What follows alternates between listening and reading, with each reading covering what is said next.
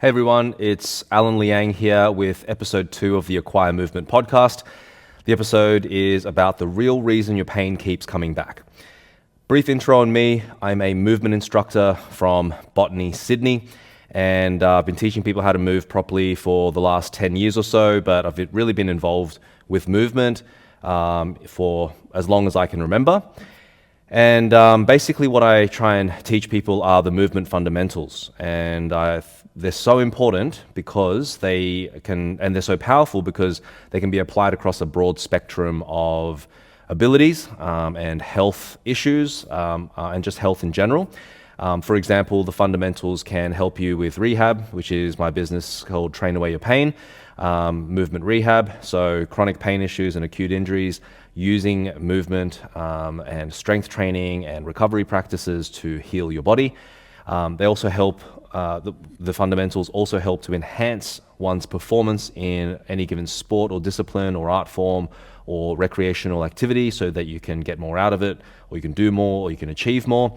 And finally, it also helps people to achieve long-term wellness or age well and have longevity within their health and function because they understand how to deal with their body over time and they're not they're able to respond quickly and not just relying on someone else to take the reins.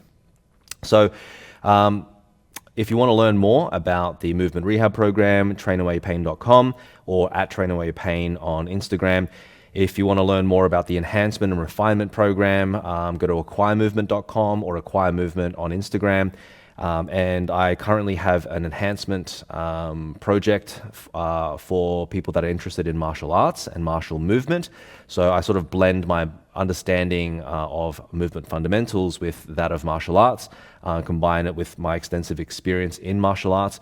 And currently I am undergoing or trying to create a project where we can get together and learn how to spar safely and in a friendly environment. So basically learning through safe and friendly sparring, in particular in forms of grappling, clinch sparring, and my current obsession is foot sweeps. So check out at move_martial on Instagram for more information about that. So without further ado, the real reason your pain keeps coming back. Okay, there's 3 major reasons. Okay, I'll list them to start with and then I'll expand on each of them. The first reason, there's an over-reliance on quick fixes and traditional therapies which tend to be more isolated in nature. There's also improper movement. And the last one is lack of strength training and recovery practices. Okay, so let's cover them one by one.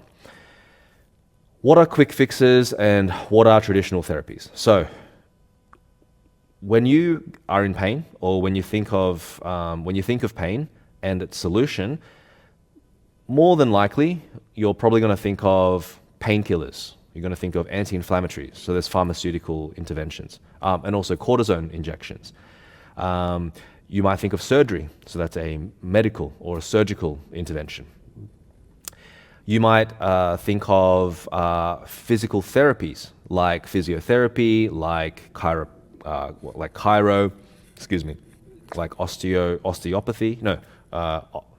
osteopath, and maybe remedial massage. So these are typically the kinds of pathways that I would say the large majority of people would turn to if they get either injured or if they find that they get some kind of pain episode. Obviously, if you are genuinely injured, right, something's broken, okay, you need to go to the hospital. You cannot train away that kind of pain. Okay, so let me just be very, very clear about that.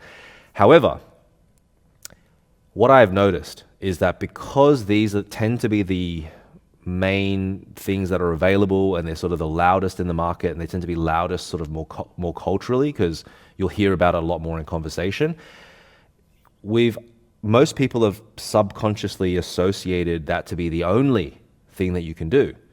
And so what I find happens to quite a number of people is that they end up in this kind of like never-ending revolving door carousel of jumping from one solution to another but they all are within the quick fix and isolated therapy or isolated approach umbrella.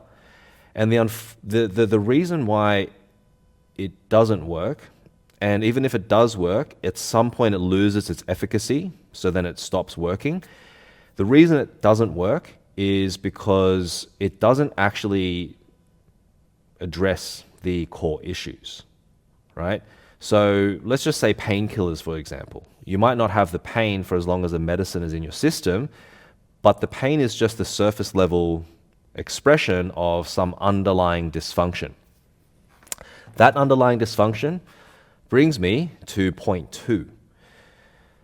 Typically, which is improper movement. Typically, the large majority of people, and I consider myself in this category, right?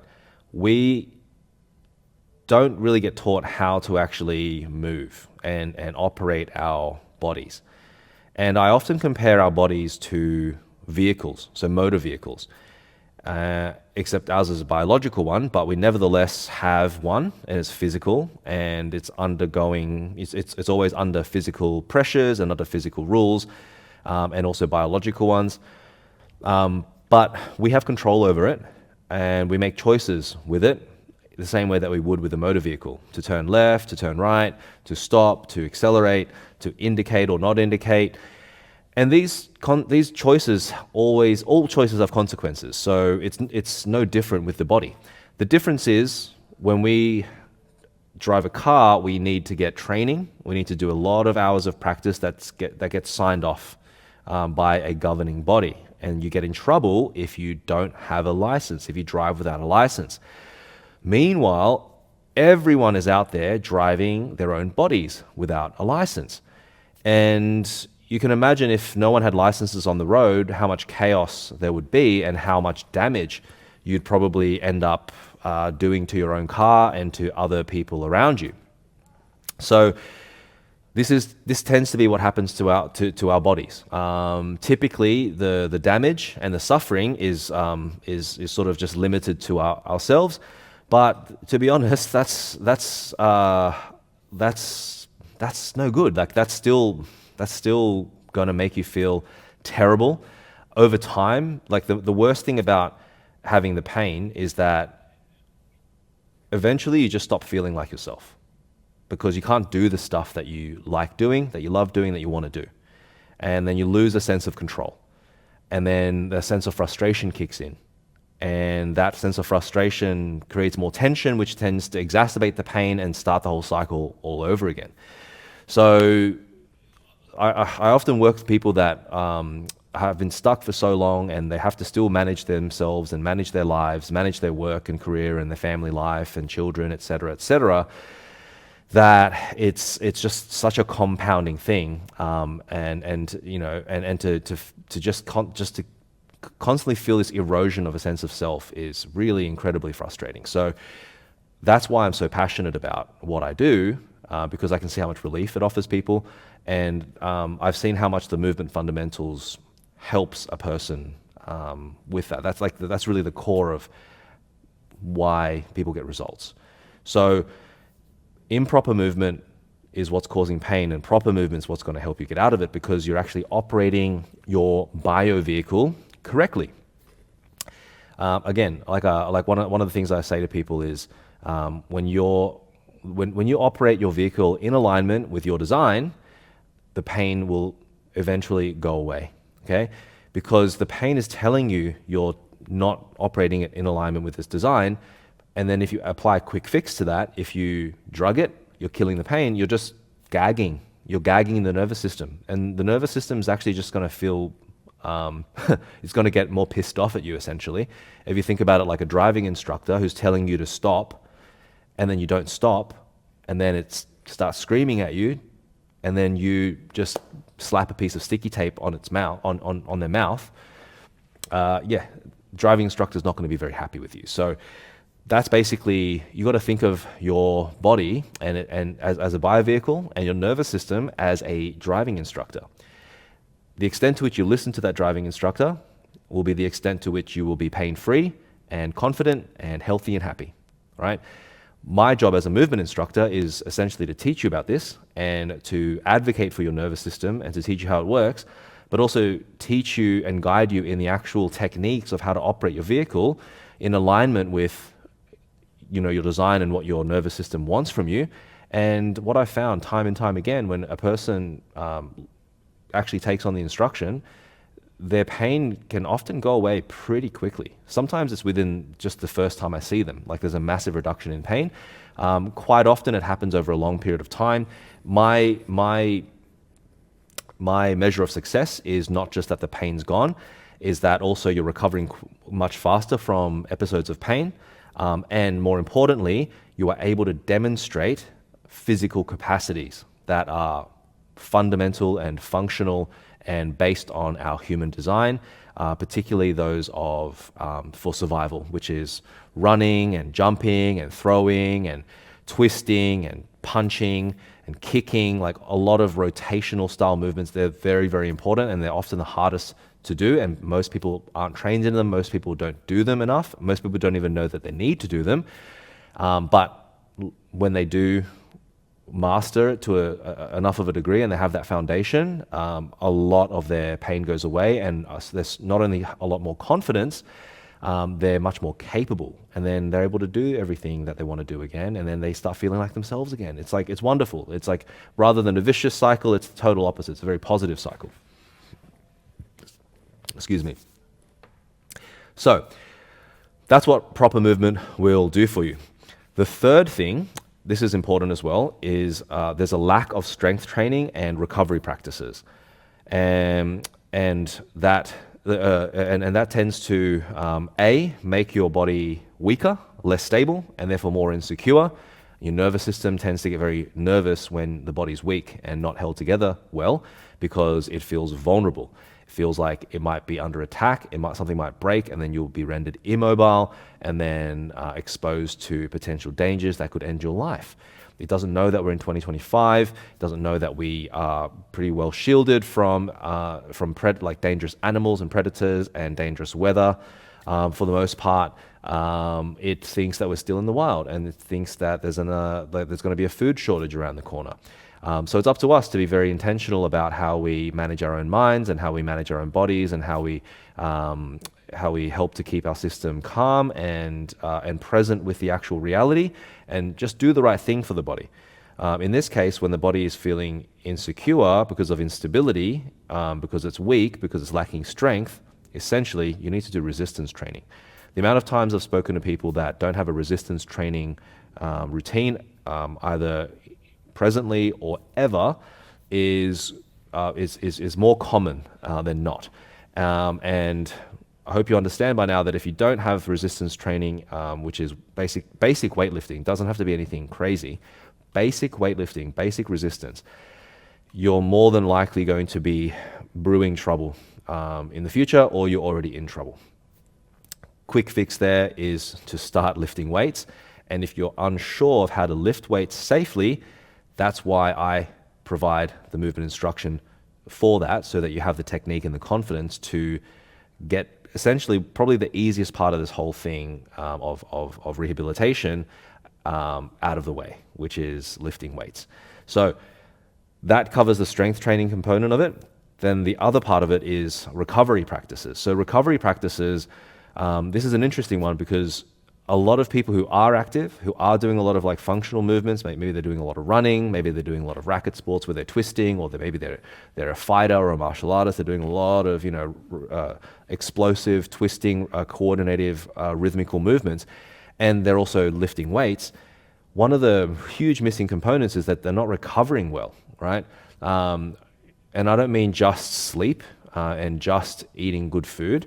I'm talking about the supporting practices in the training room that helps you to minimize the negative effects of loading the body with movement and strength training, and maximizing your healing, or maximizing your ability to heal, because you are creating the right conditions in your body, and you're also getting out of the way of your body's natural desire and ability to heal. Now, let me be very, very specific about that now. I know that sounds all very abstract.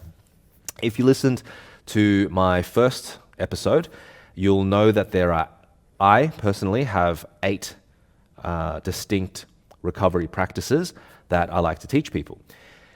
These 8 are as follows. There is breath work, and there is shaking, there is stretching, there is self-massage, there is joint washing, there is also stress and mind management, there is risk management, and there is, lastly, thermal therapy. So, breath, shake, stretch, self-massage, joint wash, mind management, risk management, and thermal therapy. Briefly, what they all do, breath work is the easiest, quickest, most accessible, most powerful way that you have control over to down-regulate, calm, and de-stress your nervous system. This is really important when you're in pain because your nervous system gets upregulated. So if you get shocked, if you get hit, if you have a heightened, or if you get injured, you're not going to be calm straight away. Your body's going to tense and be braced, and for good reason, because there might be another blow coming, right? However, if that's not the case, you need to understand that you need to do something so that your system doesn't stay up here and then essentially get in the way of the healing and then exacerbate the injury. You need to use your breath to bring your nervous system down regulate. Okay? You need to almost like discharge the nervous system of the heightened charge that it's adopted. All right? Secondly, shaking. Shaking is like feathering. It's like a bird feathering. It's like a dog shaking water out of its fur. It's keeping space inside of your body's tissues so that you're not trapping tension. You're not trapping the tension of either even a good training session, or you're not trapping tension from the stress of work. You're not just trapping the general tension of a day's life. Okay, you're always going to be under some form of stress, pressure, and tension. It's important that you can shake things off and keep things loose so things are flowing. The third one is stretching. So stretching, I like to stretch for movement. There are passive or non-loaded stretching modalities. I think they're fine. Unfortunately, if you do them too much, and if that's the only thing you do, you tend to make your tissues very lax. So I encourage people to stretch for movement, stretch for integrity. Okay, movement requires tensional integrity. You should be stretching in a way that respects that. So that's what I would teach. That's what I teach here. Then you've got self-massage. So very simply put, this is using different tools and techniques to put pressure onto your soft tissue so that you can breathe into it and help the nervous system discharge and help it to downregulate and empty so that it starts to soften and you feel less stiff. Again, also it helps circulation, and it will help you to heal faster as well, and also move better. The fifth one is joint washing. This is essentially using movement to circulate and pump the joint so that you aren't collecting gunk, essentially, gunky, grindy, and pressure in the joint that causes it to stiffen up and to lose function over time and to degenerate potentially and to cause injury and to cause pain. Okay, so joint washing is very, very important. The joints don't have a pump like the blood system and the respiratory system, which has heart and lungs. The only pump is movement. And incidentally, the other really important system of the body that uses movement as a pump is the lymphatic system. So again, another reason to move more, but more importantly, move well. Those are the 5 really practical ones in the training room. Then you've got mind management. It's sort of beyond the scope of this podcast or this episode. But basically, it's like it's mindfulness, if you want to put it really simply. It's understanding the effect of your mind on either causing more issues because it's distressed, or keeping the mind calm and having control over it so that you are out of the way of the healing process that your body wants to go through when you are either injured or in chronic pain. Risk management, this is a really, really overlooked skill, and sometimes it does require coaching, and it's sort of a little bit linked to mind management. Risk management is essentially a lot of people, I'll give you an example, a lot of people that shouldn't be running and they love running, or they love walking and they shouldn't be walking, they then go for a big walk because they love it so much, right? But it's at that point in their lives, maybe they've got an injury, maybe they've had a wear and tear issue build up. It's more than they can handle, and they're biting off more they can chew. And they really can't afford to have the injury because of whatever situation. Maybe they've got to work, maybe they have a holiday to go to they want to enjoy, or maybe they just don't want to be in pain. So if you can't handle it, if you can't afford the potential loss, then you shouldn't make that investment. It's actually an investment principle as well. It applies here equally. Then the last one's thermal therapy. So thermal therapy is sauna and ice bath. These are like hot and cold. There's really good ways of flushing inflammation, of also creating better circulation. And I also think it's one of the best places to supercharge your meditation because you can practice your breath there. You can also practice postural concepts that I teach here. So recovery practices, as you can see, it's quite expansive and it's extremely important. All right. Now, to wrap things up, go through a summary again. There's basically three major reasons why pain keeps coming back, and it's because there's an over-reliance on quick fixes and traditional therapies that tend to be isolated in nature. There's improper movement, and it's causing wear and tear on your body because the operation of your body is not aligned with its design. And then the third one is a lack of strength training and a lack of recovery practices. So I encourage you, if you're in chronic pain and you want to do something about it, and you want to do it more naturally, you've exhausted all the quick fixes and traditional therapies, you're sick of it, you know that it's not going to work for you, and you've never had proper instruction in movement, you don't have a strength routine, or maybe you do but you want to change it, or you don't have any of these recovery practices I've outlined and you'd like to learn them, and you'd like to do it in a way that's at your pace and is personalized, then I would encourage you to book a call with me and see if there's space in my group and or private training, so I can train you in person or over online video. Or if you'd like instant access to my online program where I offer follow-along routines and instructionals in the fundamentals of movement for movement rehab. I also have a school program. It'll be in a link in description and link in bio and all that. So skool.com/TAYP, school.com/tape. You'll find my online movement rehab program there. Tons of videos there already and more to come. And yeah, those are the ways that you can interact with me and basically feel yourself again through learning the movement fundamentals and rehabilitating your body through movement. Yeah, that's it for this episode. I hope you enjoyed it. Hope you tune in once more for the next episode where it'll also be movement rehab themed. Yeah, until then, I hope this has helped you. Hope this has changed your perspective, and I hope that you start moving in a different way and moving towards better health.